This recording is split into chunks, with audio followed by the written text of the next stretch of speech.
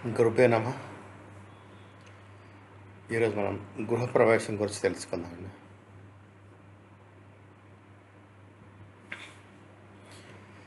గృహప్రవేశం, ఇల్లు నిర్మాణం గృహప్రవేశం చేసే సమయానికి పూర్తయ్యేలా చూసుకోవాలి. కుటుంబ సౌఖ్యం కోసం, శాంతి కోసం శుభముహూర్తంలో గృహప్రవేశం చేయాలి.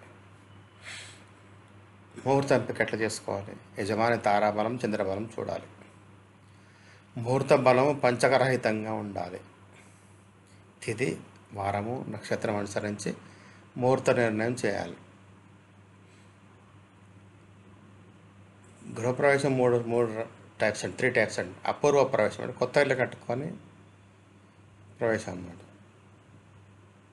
సపూర్వ ప్రవేశం అంటే తిరిగి ప్రవేశం అనమాట. అంటే మీరు ఒక 6 నెలలు యాత్రలకు వెళ్తారు, ఇల్లు పెట్టి వెళ్ళిపోతారు, లేదా సంవత్సరం పోతారు, మళ్ళీ వచ్చాక దాన్ని సపూర్వ ప్రవేశం అంటారు. మూడోది ప్రకృతి వైపరీత్యాల తర్వాత పునర్నిర్మాణం చేస్తాం కదా. సపోజ్ ఏదైనా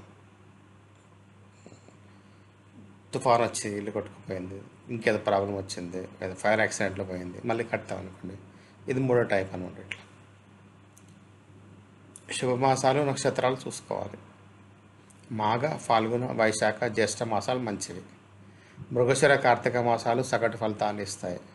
గురుమౌఢ్యం, శుక్రమౌఢ్యం ఉన్న రోజు వదిలేయాలి.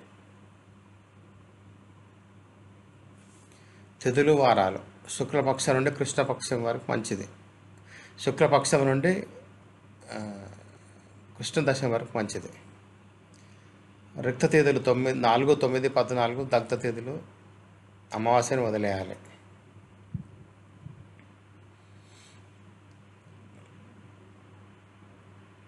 దగ్ధ తేదీలు అంటే ఇంతకుముందు మనం డిస్కస్ చేసినట్టు ఎట్లాగంటే ఆదివారం 1 సన్ కదా, 12వ తేదీ అంటే ఆదివారం 1 అయితే 12వ తేదీ కలుపుకుంటే 2 కలిపి 13 అవుతుంది. అట్లాగే సోమవారం 2 అవుతుంది కనుక 11వ తేదీ అంటే 2 + 11 13 అవుతుంది. మంగళవారం 3 అవుతుంది కదా, ప్లస్ దశమి 2 కలిపి 13 అవుతుంది కదా.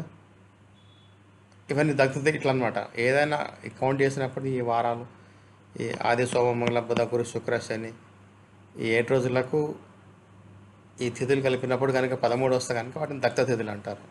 వదిలేసేయాలి. అమావాస్య కూడా వదిలేసేయాలి. అట్లాగే సోమవారము పౌర్ణమి, బుధవారము, గురువారం, శుక్రవారం శుభకరం.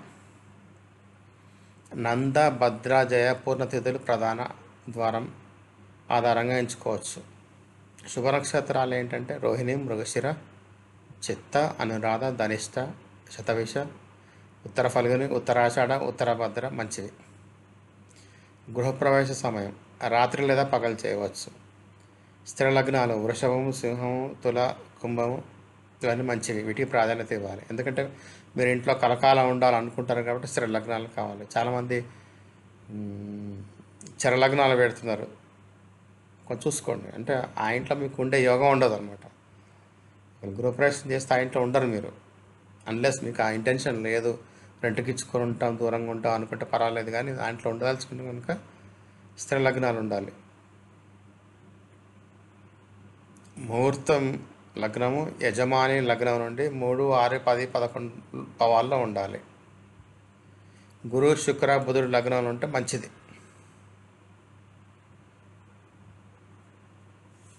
4, 8, 12 భావాలు ఖాళీగా ఉండాలి. వామ, రవి, చంద్రుడు ఉన్న మంచి రోజులు మంచివి. కలశ చక్రం, వృషభ చక్రం పరిగణించాలి.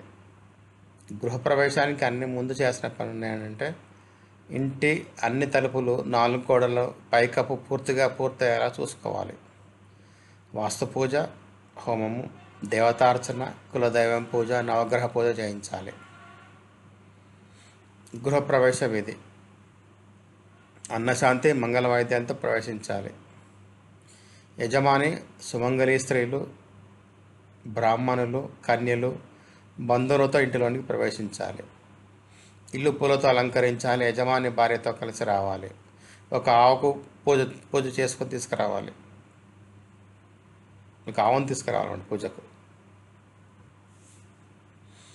గృహప్రవేశం ఒక రోజు ముందు ఇంటికి రంగులు వేయాలి. ఇల్లు ఎక్కువ కాలం ఖాళీగా ఉంచకూడదు. అంటే 3-4 నెలల ముందే రంగులు వేసి వదిలేయకూడదు అనమాట. గృహప్రవేశం ముందే 1-2 రోజుల ముందే పెయింటింగ్ అయిపోవాలి. ముహూర్తానికి ముందు తలుపుల వద్ద నవధాన్యాలు ఉంచాలి.